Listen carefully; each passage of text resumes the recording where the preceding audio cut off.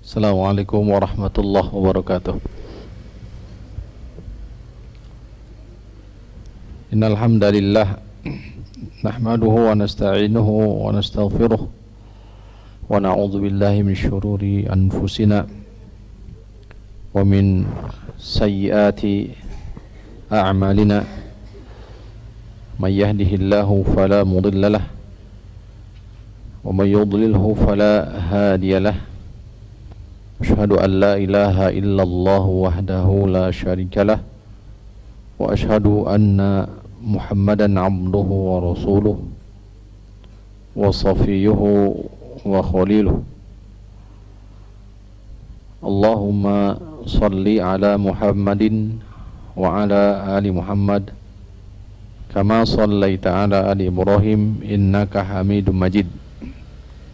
Wa barik ala Muhammadin wa ala ali Muhammad kama barakta ala ali Ibrahim innaka Hamidum Majid. Ayuhal hadirun, usini wa iyyakum bitaqwallah faqad fazal muttaqun. Kita sama-sama panjatkan hadirin rahimakumullah puji dan rasa syukur kita kepada Allah Subhanahu wa taala. Alhamdulillah, kembali di malam ini kita dipertemukan oleh Allah Subhanahu wa taala atas rahmat dan taufiknya dalam rangka kajian intensif di pembahasan kitab Ma'arijul Qabul.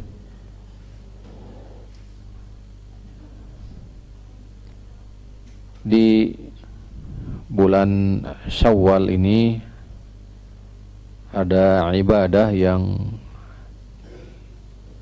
di hadapan Allah Subhanahu wa taala adalah istimewa, sebagaimana dikatakan oleh Nabi kita yang mulia Nabi Muhammad sallallahu alaihi wa alihi wasallam, man shoma ramadhana thumma atba'ahu sittan min syawalin kana kasyamid dahri aw fima ma'nahu. Rasulullah SAW telah bersabda bahwa barang siapa yang telah menunaikan puasa saum di bulan Ramadan kemudian diiringi dengan saum 6 hari di bulan Syawal,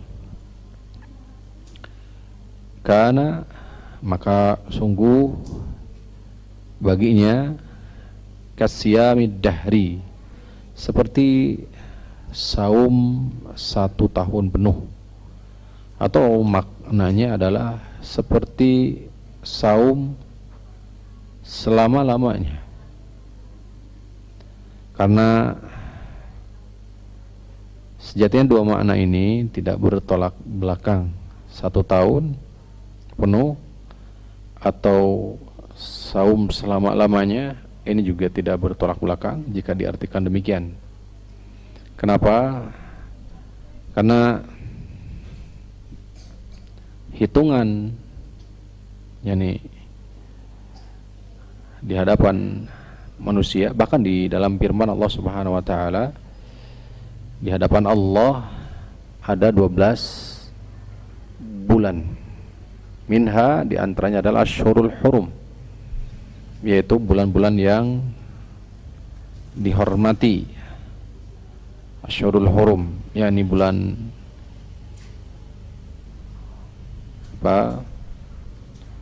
Zulqa'dah, Zulhijjah, kemudian Muharram, dan 1 bulan terpisah, bulan Rajab.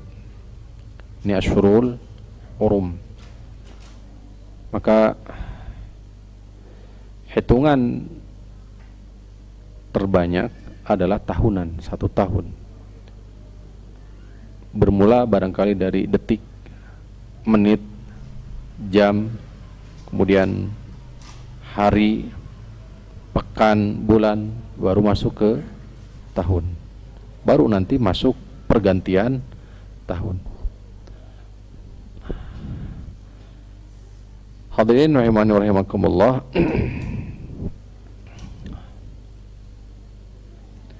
Makna daripada hadis ini, para ulama berselisih pendapat, terutama kaifiyah, tata cara pelaksanaannya.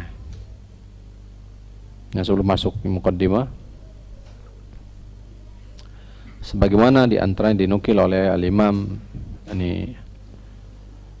Syekh Abdullah bin Shalih Al-Fauzan di kitab Manhatul Alam ketika membahas tentang hadis ini, maka para ulama setidaknya 2 pendapat tentang makna hadis ini. Pertama, man shoma ramadhana dengan bentuk fi'il madhi, artinya telah. Barang siapa orang atau siapapun yang telah menunaikan saum Ramadan. Saum Ramadan itu secara pelaksanaannya ada 2, adaan wa qadaan. Adaan adalah menunaikan ini ibadah tepat pada waktu yang sudah ditetapkan. Berarti bulan Ramadan ditunaikan di bulan Ramadan. Artinya dia tidak ada qadaanan.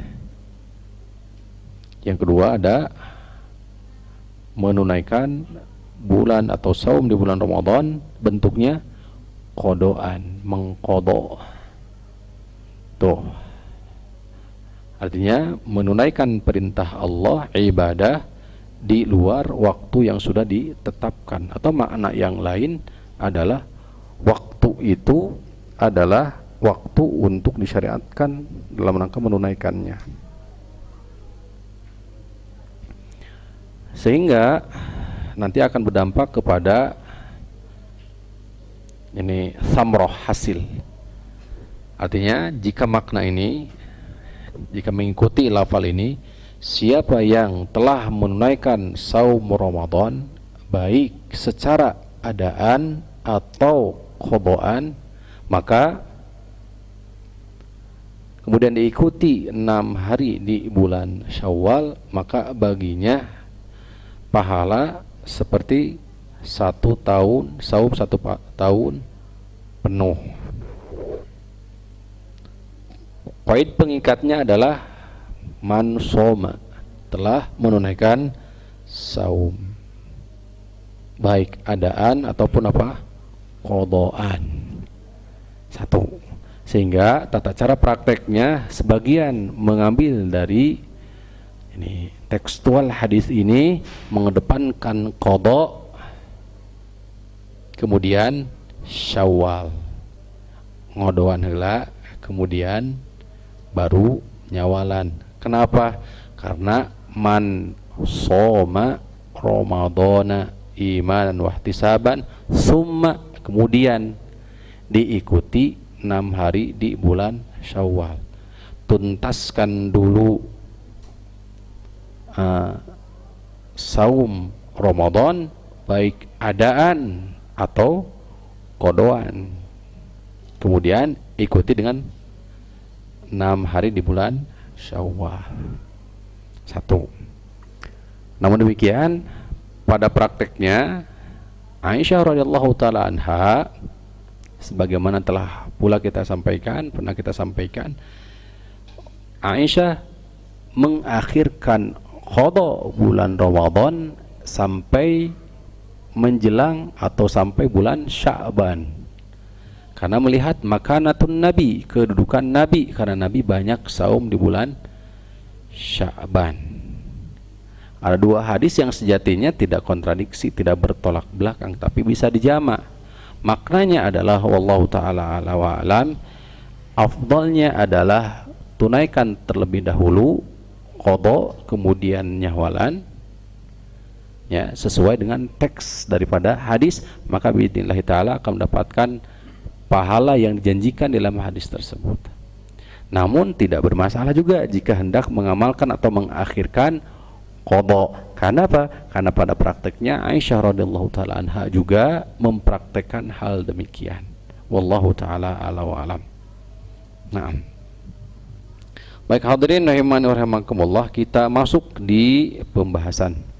Tema kita yang diangkat melanjutkan sejatinya pertemuan terakhir di awal mula kesyirikan, terutama secara khusus di bangsa Arab.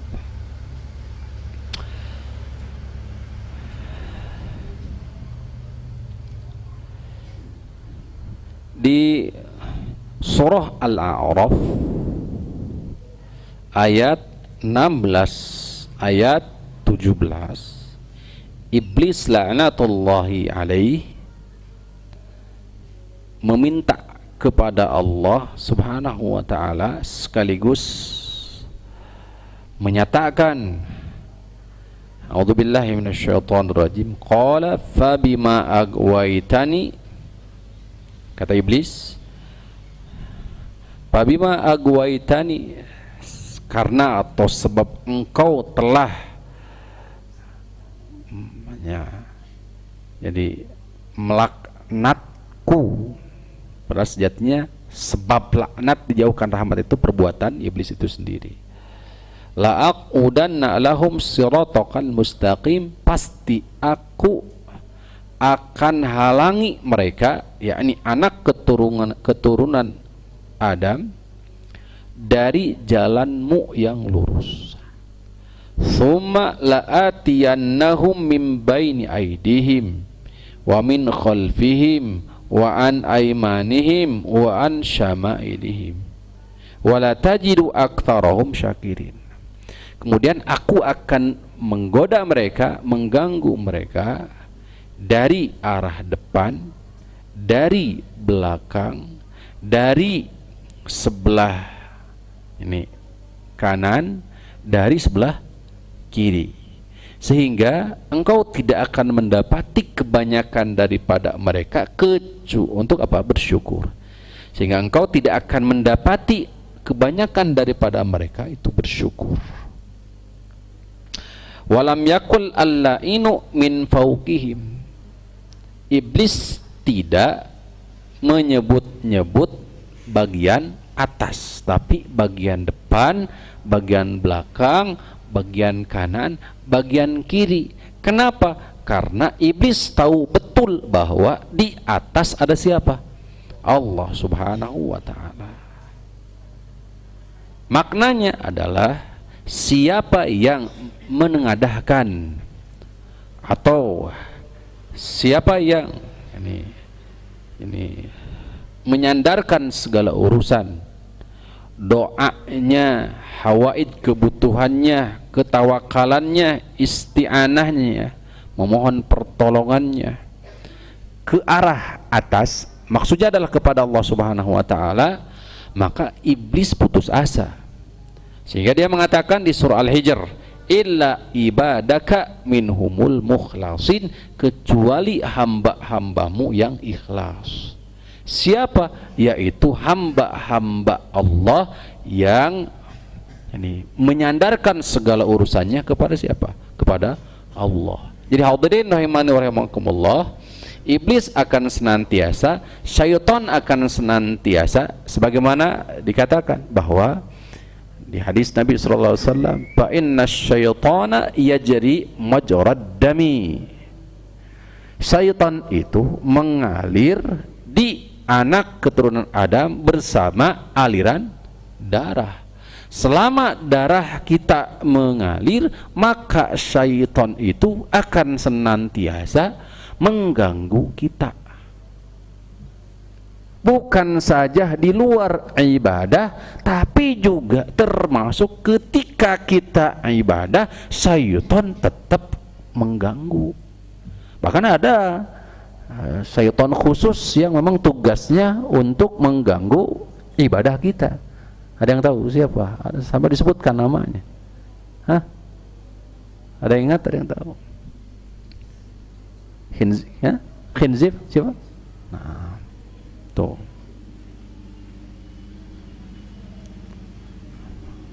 Kalau di tafsiran Quran surahnya nih, surah Al-Falaq was atau surah Al-Falaq An-Nas, Al-Khannas, ada Al-Khannas. Nah itu pengganggu apa? Ketika kita beribadah. Jadi sekali lagi hadirin rahimakumullah, syaitan sebagai anak keturunan daripada iblis akan senantiasa mengganggu kita seiring dengan aliran darah kita. Dan di dalam diri kita juga ada nafsu yang menghantarkan kepada keburukan, yaitu apa? Nafsul ammarah, nafsu al-amarah, sehingga sinkron. Sebagaimana dalam jiwa kita juga ada yang senantiasa mengingatkan dan mengajak kepada kebaikan, nafsul mutmainnah. Maka perang itu di dalam jiwa itu senantiasa ada, Pak. Dalam diri kita itu akan pertempuran itu ada di dalam diri kita antara dua jiwa ini, nafsun la'ammaratun bisu, jiwa yang mengajak kepada keburukan, dan jiwa yang justru menghantarkan kepada ketenangan. Syaitan dan sejatinya malaikat dalam diri kita. Mana yang lebih kuat? Akan terlihat dari sisi apa? Perbuatan nanti. Fa in kana min ahli as-sa'adah, jika dia terbukti termasuk ahli atau orang yang bahagia, dicap di yani 50.000 tahun di Lauhil Mahfuz catat termasuk penghuni surga ahli bahagia, maka fa sayuyassirahullahu li amali ahli sa'adah, maka Allah akan menuntun dia, akan memudahkan baginya beramal kebaikan, amalan-amalan bahagia. Tapi jika terbukti dia termasuk ahli syaqaw, ahli celaka, maka Allah pun akan memberikan kemudahan bagi dia beramal amalan ahli celaka, wal'azubillah. Maka itulah nafsun la'ammaratan bisu', ya, nafsul amarah dan nafsul mutmainnah. Nah, hadirin rahimakumullah, tiada bukan ini apa sarapannya istilahnya, tiada bukan adalah menuntut ilmu. Nutrisi keimanan batin kita itu tiada bukan adalah apa? Ilmu. Ketahuilah bahwa diri kita itu terdiri atas dua, fisik, jasad, dan rohani, batin kita. Jasad, maka nutrisinya dengan apa? Asupan makanan, minuman. Sedangkan ruh kita yang sifatnya batin adalah dengan apa? Ilmu. Seringkali kita memperhatikan yang pertama, mengabaikan yang kedua, padahal yang kedua ini jauh lebih utama daripada yang pertama. Maksudnya batin ruh kita jauh lebih utama, karena nanti penilaian di akhirat itu bukan dari sisi kasat mata lahir kita. Di surah Al-Munafikun itu dipaparkan, dijelaskan oleh Allah Subhanahu wa taala bahwasannya ini orang-orang di antara karakteristik orang munafik itu memikat, ya. Wa idza ja'akal munafiqun qalu nashhadu innaka la rasulullah. Ya, terus apa lagi di ayat yang keberapa? 1 2 3 nih. Jelaskan. Wa idza ra'aitahum tu'jibuka ajsamu wa yaqulu tasma' li qawlihim. Jadi postur tubuh mereka, fisik mereka itu justru menawanmu.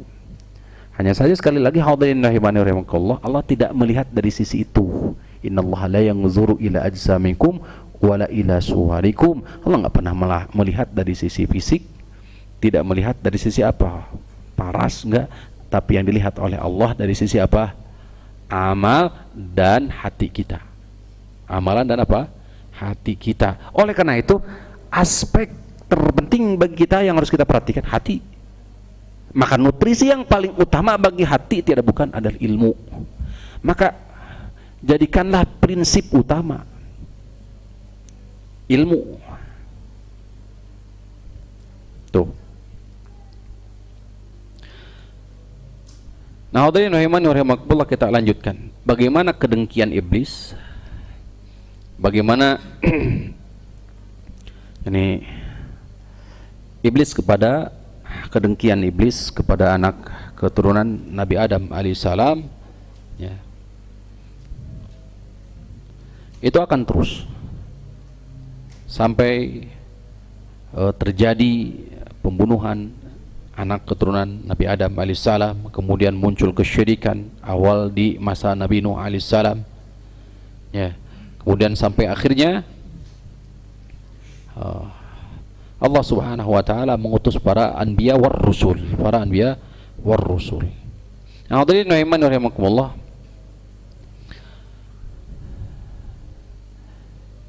Imam Al-Kulabi, Al-Kalbi, nanti bisa dilihat di sini Dhabt. Beliau mengatakan dukhulul wathaniyati bi biladil Arab, awal mula munculnya ini al-wathaniyah, berhala di bangsa Arab, ala yadi Amr bin Luhai al-Khuzai, atas atau di atas tangan Amr bin Luhai. Jadi awal mula kesyirikan itu dibawa oleh Amr bin Luhai al-Khuzai. Amr bin Luhai al-Khuzai. Imam Al-Bukhari rahimahullahu taala membawakan hadis mengkisahkan tentang Amr bin Luhai al-Khuzai ini. Kata beliau, sebagaimana dibawakan oleh sahabat yang mulia Abu Hurairah radhiyallahu taala anhu, qala Rasulullah sallallahu alaihi wasallam, ra'aitu Amr bin Luhai al-Khuzai yajurru qasbahu finnar. Sungguh aku telah diperlihatkan atau aku telah melihat Amr bin Luhai di ini yajurru qasbahu, menarik ususnya, usus keluar, ditarik, menarik ususnya, finnari, sedangkan dia berada di dalam neraka. Wa kana awwalu man sayyiba as-sawaiba, dialah orang pertama kali yang ini menjadikan apa istilahnya kalau untuk berhala itu, sembelihan itu semacam tumbal, semacam gitu, sesajen. Ada kisah yang panjang yang dibawakan oleh Imam Al-Bukhari rahimahullah ta'ala. Saya bacakan dari sisi terjemahnya, ya. Rasulullah sallallahu alaihi wasallam, aku melihat Amr bin Amir al-Khuzai menyeret ususnya di neraka. Ia adalah orang pertama yang membuat unta saibah. Unta saibah. Apa unta saibah itu? Ya. Saibah, unta yang mereka sebut Tuhan-Tuhan mereka, tidak boleh diberi beban tunggangan apapun di atasnya. Jadi unta yang tidak boleh ditunggangi apapun. Nah, itu untanya milik siapa? Tuhan, kata mereka. Ada juga Bahiroh, unta yang kantong susunya ditahan untuk berhala, sehingga tidak boleh bagi siapapun memerasnya. Tuh. Ada juga Al-Wasilah, adalah unta yang masih perawan. Unta itu sengaja dibikin perawan semenjak diperanakannya. Setelah itu dijodohkan dengan unta betina lagi. Ini kesyirikan oleh awal mula Amr bin Luhai yang dibawakan oleh Imam Al-Bukhari rahimahullah ta'ala. Ada juga unta ham, jadi bermula dari unta. Walaupun nanti kita akan paparkan sedikit sebagaimana dikatakan oleh Imam Ibnu Hisham, ya. Ini riwayat yang lain. Kita bacakan terlebih dahulu riwayat Imam Al-Bukhari rahimahullahu taala. Tuh. Jadi ada unta ham. Ini jenis-jenis unta yang yani dijadikan awal mula kesyirikan. Sebagai apa istilahnya? Nih. Semacam sesajen untuk siapa? Berhala mereka. Baik. Imam Ibnu Ishaq riwayat yang lain mengatakan, sami'tu Rasulullah, saya telah mendengar kepada Rasul SAW bersabda, li Aqtham ibn Jauf al-Khuzai, mengatakan kepada Aqtham, ini seorang sahabat, ibn Jauf al-Khuzai, ya Aqtham, wahai Aqtham, ra'aitu Amr bin Luhai, aku melihat Amr bin Luhai, yajurru qusbahu finnar, menarik-narik ususnya di dalam neraka. Fama ra'aitu rajulan asbaha bi rajulin min ka'bihi wala bika minhu, tidak ada seorang pun yang serupa dengannya, demikian pula tidak ada serupa kamu atau dia denganmu. Aqtham ini mirip dengan siapa? Amr bin Luhai. Faqala Aqtham, maka Aqtham pun berkata radhiyallahu ta'ala anhu, asa an yadurruni syab'uhu ya Rasulullah, apakah kemiripanku ini yadurruni, yani membuat jadi madarat, jadi maksudnya adalah apa, jadi, karena kemiripan dengan Amr bin Luhai ini menjadi sesuatu yang buruk. Maka kata Rasul SAW, la, tidak, innaka mu'minun wa huwa kafirun, sesungguhnya engkau mukmin sedangkan dia adalah orang kafir. Ini sekaligus juga mukjizat Rasulullah SAW. Tuh. Hadirin rahimani wa rahimakumullah. Jadi di riwayat yang lain dikatakan bahwa sebagaimana dikatakan oleh Imam Ibnu Ishaq,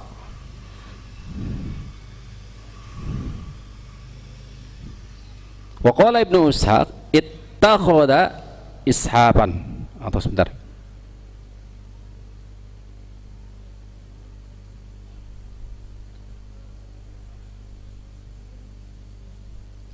qultu li Malik bin Harithah, kata Kalbi, Al-Imam Kalbi mengatakan, berkata kepada Malik bin Harithah, sif li waddan ka'anni anzura ilaihi, tolong ceritakan kepada aku wadda, seperti bagaimana aku melihatnya langsung.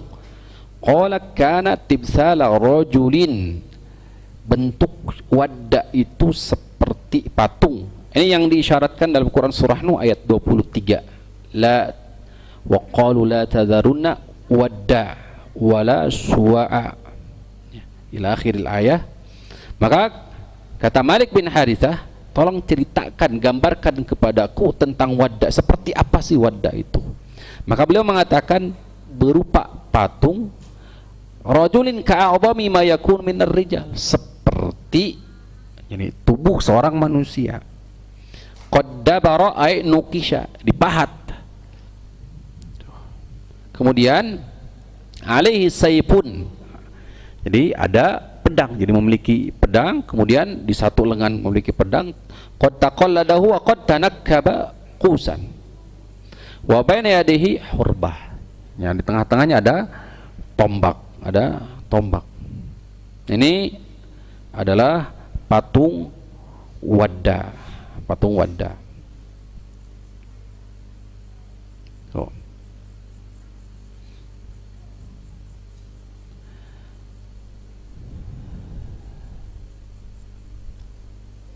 Ya. Kemudian hadirin rahimani wa rahimakumullah, bahwa bermula dari Amr bin Luhai ini, maka merebaklah patung-patung di jazirah Arab. Sebagaimana dibawakan oleh Ibnu Ishaq, Wattakhadhu, mereka menjadikan Isafan wa Nailah. Isafan ini nama orang, seorang rajulan laki-laki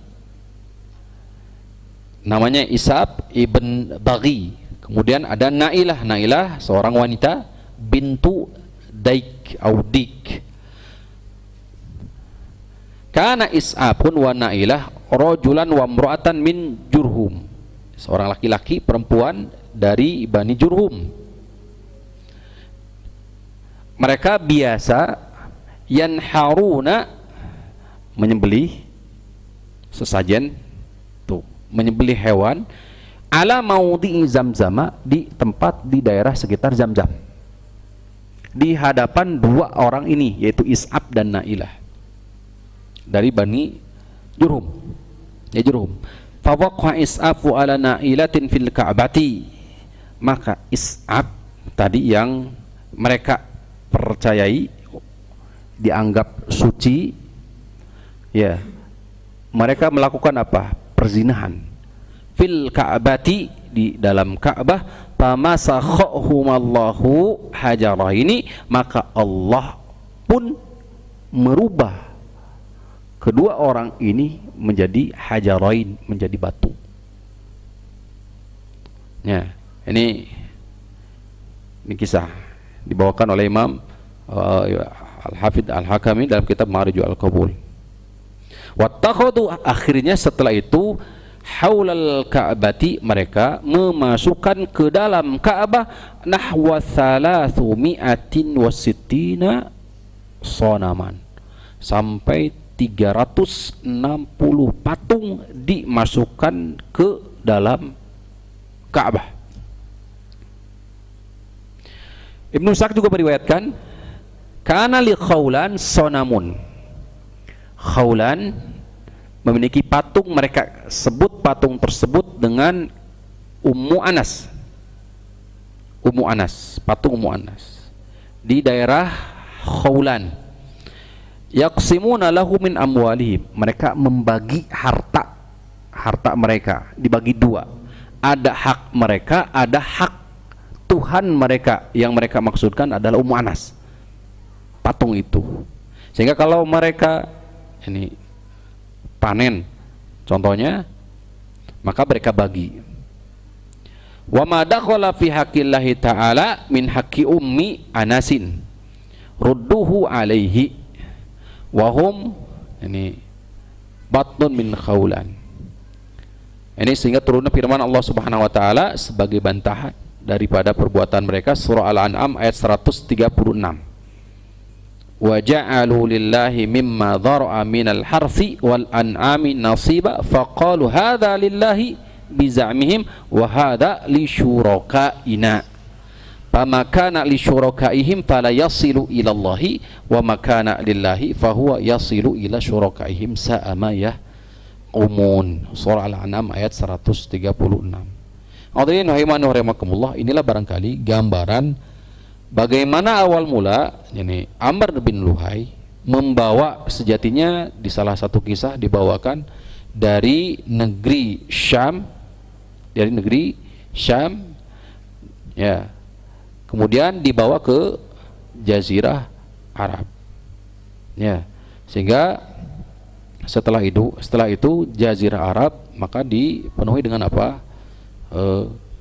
Patung atau berhala.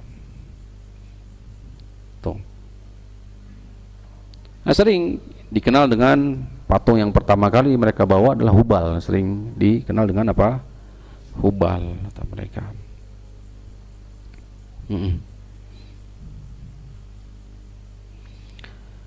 Maka ketika Islam datang, Rasulullah SAW menghancurkan di setiap kabilah-kabilah ini dengan mengutus para sahabat ridwanullahi alaihim. Ada kisah yang lain sebagaimana dibawakan oleh Ibnu Ishaq. Kana li Bani Milkan Ibn Kinanah, ini menggambarkan seluruh kabilah itu memiliki patung. Bani Milkan bin Kinanah punya patung. Yuqalu lahu Sa'ad, namanya, dinama mereka Sa'ad. Nah, ini juga penyimpangan-penyimpangan. Ya, ilhad. Wadrul ladzina yulhiduna fi asma'ihi. Penyimpangan-penyimpangan mereka yaitu dengan memberikan nama sesembahan-sesembahan mereka dengan nama-nama Allah atau dengan nama-nama ini sesuai dengan hawa nafsu mereka. Sa'ad sakhratun bifalatin, yaitu berupa patung batu besar diletakkan di falatin, pelataran lapang terbuka. Fa aqbala rajulun min bani Malakan, dikisahkan ada seseorang dengan membawa unta dengan maksud tujuannya adalah iltimasa barakatihi, mendapatkan keberkahan dari patung tersebut. Bima yazumu, harapan dia. Falamma ra'athu al-iblu, ketika unta tersebut melihat patung, wa kanat mar'iyatan la turkab, jadi si unta tersebut itu memang tidak ditunggangi, tapi apa istilahnya bahasa kita, dibiarkan begitu saja. Tuh, kemudian wa kana yuhraqu alaihi dima, sedangkan di batu tersebut itu biasa mereka ini sembelihan darah. Akhirnya wa kana yuhraqu alaihi dima nafarat minhu fadhahabat fi kulli wajhin, akhirnya dibawalah si batu tersebut oleh unta. Wa ghadiba rabbuha, sehingga pemiliknya tadi Malikani, fa akhadha hajaran faramahu bihi, kemudian melempar kepada patung tersebut. Faqala la barakallahu fik, semoga Allah tidak memberkahi kamu. Nufirat alayya ibli, engkau telah ini istilahnya nafarat, lari, buat lari unta aku. Ini ya hadirin rahimani wa rahimakumullah. Jadi ini merupakan sebuah gambaran bagaimana kejahilan kaum musyrikin dahulu. Kenapa sampai dikatakan sebagai jahiliyah? Bukan saja dari sisi mungkin dari sisi duniawi mereka pandai, akan tetapi ketika berbicara tentang ini keimanan jauh daripada ini ilmu, jauh dari ilmu, sehingga disebutlah jahiliyah. Sehingga akal sehat pun akhirnya mereka tidak pergunakan.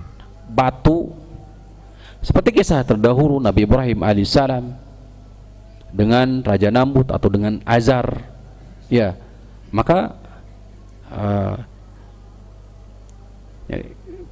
perdebatan Nabi Ibrahim alaihissalam, dakwahnya Nabi Ibrahim alaihissalam, maka sejatinya memang logis kan sejatinya.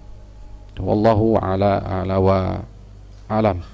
Hadirin rahimani wa rahimakumullah.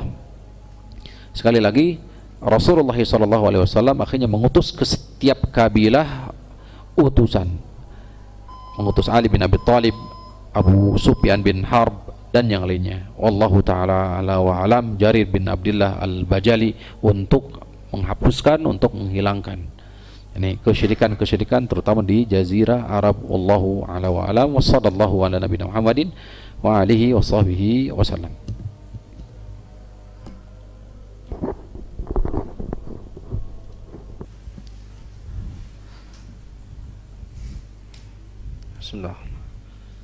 Bismillah, alhamdulillah, wassalatu wassalamu ala rasulillah wa ala alihi wa sahbihi wa man ihtadahu bihudah, ma ba'du. Al-Imam Ibnu Hisham rahimahullahu ta'ala meriwayatkan, haddatsani ba'du ahli ilmi, telah mengabarkan, menceritakan kepadaku sebagian daripada ahli ilmu, anna Amr bin Luhai, ini harus dihafal, Amr bin Luhai. Jadi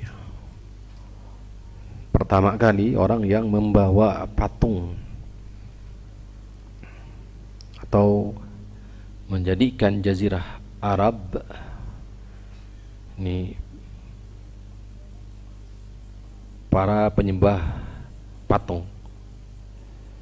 Kharaja min Makkah ila Syam, datang keluar dari Makkah menuju Syam, fi ba'dhi umurihi, di sebagian daripada urusannya. Falamma qadima Ma'ab min ardi al-Balqa wa biha yawma idin al-Amaliku wa hum waladu Imlaq wa yuqal Malik ibnu Aulad Sam. Ini di sana adalah anak keturunan dari ini Amliq ibn Lawidh ibn Sam bin Nuh.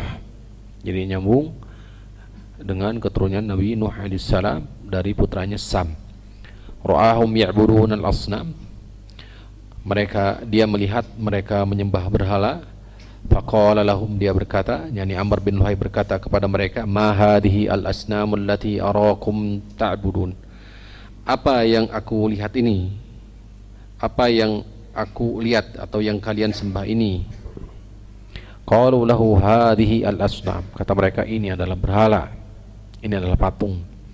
Na'buduha panastamutiruha patumtiruna.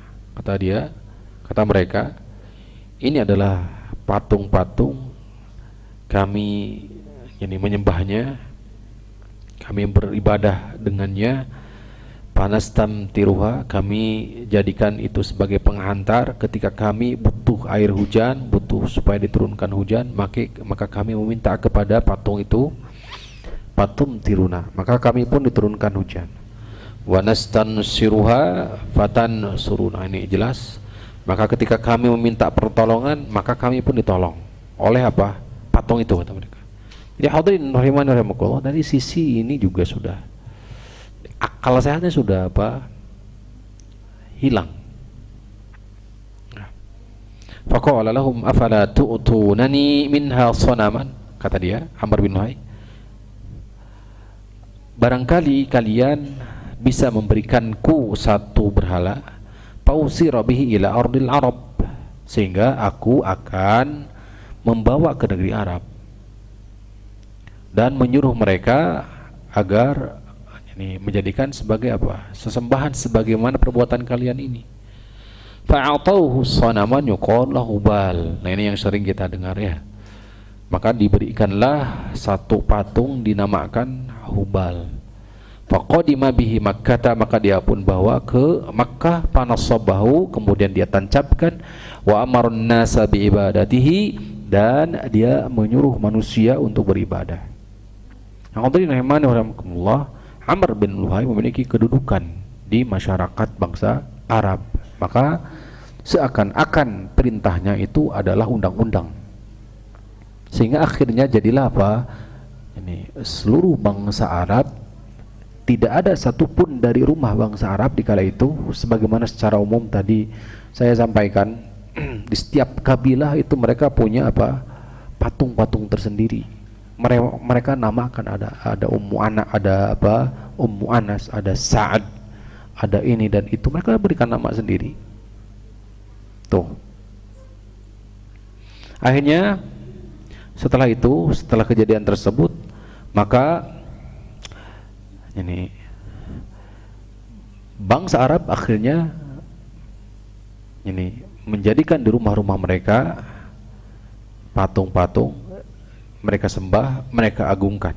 Tidaklah mereka pergi untuk menunaikan safar kecuali meminta izin terlebih dahulu kepada patung tersebut. Tidaklah mereka datang dari safar mereka kecuali datang kepada patung tersebut. Maka hadirin rahimakumullah, itulah gambaran sampai-sampai tadi sebagaimana dikatakan, ittakhadhu haulal ka'bati nahwa 360 sanaman, mereka jadikan, mereka masukkan ke dalam Ka'bah itu kurang lebih sekitar 360 patung. Tuh. Ketika Islam datang, maka hadirin rahimakumullah, maka kalau dilihat di sini katakan,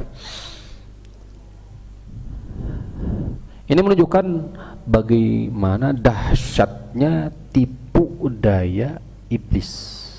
Betapa dahsyatnya, kuatnya tipu daya iblis. Ya. Dan sisi yang lain, betapa lemahnya. Ya, betapa lemahnya. Ini keimanan. Tuh. Apabila memang jauh daripada ilmu, sebagaimana telah disampaikan, kurun jarak antara Rasulullah, antara Nabi Isa alaihissalam kurang lebih sekitar 600 tahunan kurang lebih. Jarak antara Nabi Adam alaihissalam dengan Nabi Nuh alaihissalam sebagaimana diriwayatkan oleh Ibnu Abbas, Imam Bukhari rahimahullah meriwayatkan kurang lebih sekitar 10 abad, artinya 1000 tahun. Maka semakin jauh daripada para anbiya war rasul ilmu wahyu, maka semakin apa? Semakin yakni merebak fasad, kerusakan, kesyirikan, kebid'ahan, kemudian kemaksiatan. Hal ini juga sebagaimana senada dengan yang disyaratkan oleh Rasulullah SAW, bahwa tidaklah datang satu masa illa ya'ti ba'dahu syarrun minhu, kecuali akan datang masa setelahnya itu justru lebih buruk. Yaitu dengan apa? Sedikit demi sedikit Allah angkat ilmu. Dan Allah tidak mencabut ilmu intizaan secara langsung dari hati seorang hamba, tapi biqabdil ulama, dengan wafatnya, meninggalnya para ulama. Fa innal ulama warathatul anbiya, karena bagaimanapun ulama adalah para pewarisnya Nabi. Jika para ulama sudah wafat, maka mereka tidaklah meninggalkan kecuali ru'usan juhala, pemimpin-pemimpin yang jahil. Akhirnya orang takut ru'usan juhala fa'abtau bighayri ilmin, berfatwa tanpa dasar ilmu, fa'adallu wa adallu, fadallu wa adallu, sendiri sesat maka dan menyesatkan yang lainnya. Di antara sebab tala'ubus syaitan, di antara sebab-sebab permainan syaitan di anak keturunan bangsa Adam, salah satunya di masa tadi di Jazirah Arab sebagaimana dilakukan oleh Amr bin Luhai. Pertama, ada beberapa, kita simpulkan saja, kita bawakan di mukhtasarnya, ringkasannya. Ringkasan dari apa? Mukhtasar Marijul Qabul. Setidaknya asbab tala'ubus syaitan, sebab-sebab permainan syaitan bil musyrikin, terhadap kaum musyrikin, fi ibadatil asnam, dalam rangka menyembah berhala itu, kurang lebih sini katakan sampai ada 3 faktor utama bentuknya. Sebab tala'ub, yakni permainan syaitan terhadap kaum musyrikin, sehingga mereka kaum musyrikin menyembah berhala. Pertama, qa'ifatun da'ahum ila ibadatiha min jihati ta'zimil mauta. Sekali lagi saya arahkan terlebih dahulu. Sebab permainan atau pintu syaitan mempermainkan kaum musyrikin, terutama di Jazirah Arab, sehingga mereka menyembah berhala. Dari sisi apa?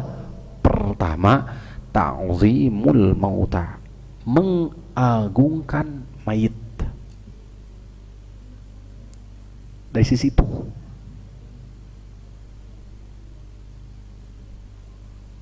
Ta'zimil mauta alladzina sawwaru, bagaimana bentuknya? Sawwaru tilkal asnam, mereka buat baik berupa pahatan dari batu, dari apa lagi, bisa jadi dari ini kayu atau lain sebagainya, ala suwarihim, di atas bentuk siapa? Orang yang dianggap tadi soleh tersebut. Tuh, kama taqaddama an qaumi Nuh alaihissalam, sebagaimana dahulu terjadi di masa Nabi Nuh alaihissalam. Sampai sini dulu bisa dipahami, Pak? Jadi pintu permainan syaitan terhadap kaum musyrikin, sehingga mereka, yakni kaum musyrikin, menyembah berhala itu, pintunya dari mana? Memuliakan orang yang soleh. Itu pertama kalinya. Yang saya ringkas dulu. Yang kedua bentuknya, wa ta'ifatun ukhra ittakhadhat al-qamara sanaman, sebagian menjadikan sonam, yaitu al-qamar, sonaman, bintang-bintang, bintang, ada yang menyembah matahari, ada yang menyembah bulan. Sekarang ada yang menyembah matahari di masa sekarang? Ada. Sebagaimana dahulu mereka menyembah bintang. Di masa Nabi Ibrahim alaihissalam, ketika hendak mereka menetapkan sesuatu, maka mereka melihat terlebih dahulu, menghitung terlebih dahulu kemana? An-nujum, ke bintang.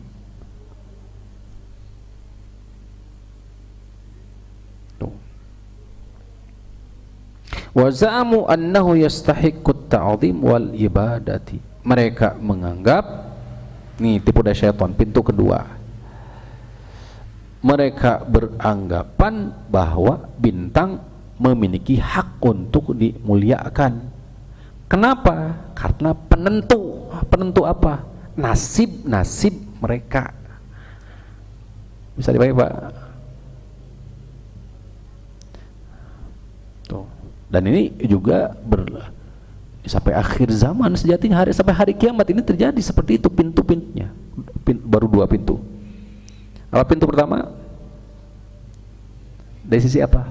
Memuliakan, mengagungkan siapa? Orang-orang yang dianggap soleh. Berupa apa?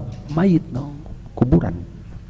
Makanya kenapa Rasul SAW betul-betul mewanti-wanti, ya, semasa beliau hidup, 5 hari sebelum wafat, di waktu sebelum beliau wafat, menjelang wafat, la'anallahu al-yahud ittakhadhu qubur anbiya'ihim masajida. Laknat Allah bagi Yahudi telah menjadikan apa? Kuburan para nabi mereka itu sebagai masajid, tempat untuk sujud, tempat berdoa, meminta dan seterusnya.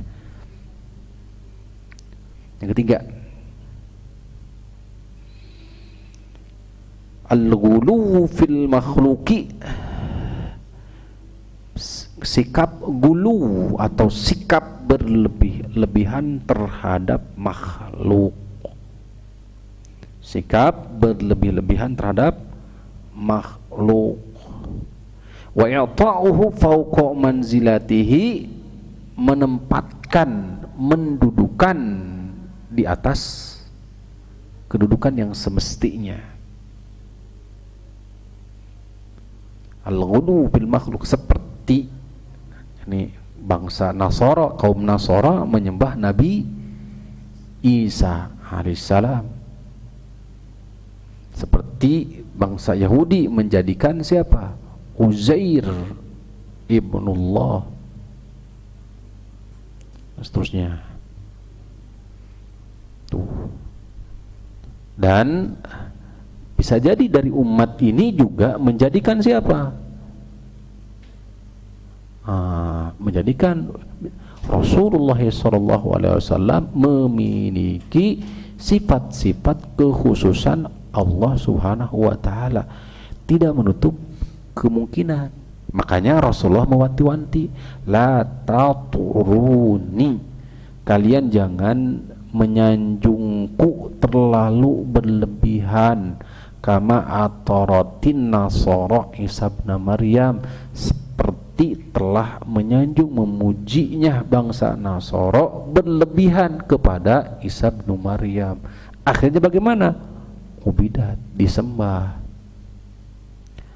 Inilah 3 pintu tala'ubis syaitan bil musyrikin, ya, bagaimana syaitan mempermainkan kaum musyrikin dalam bab menyembah berhala. Jadi pintu menuju kepada kesyirikan berhala itu melalui 3 pintu ini. Satu, sikap apa tadi? Sikap apa? Ta'zim, sikap memuliakan orang-orang yang soleh yang sudah wafat. Yang kedua, jadi bintang-bintang tuh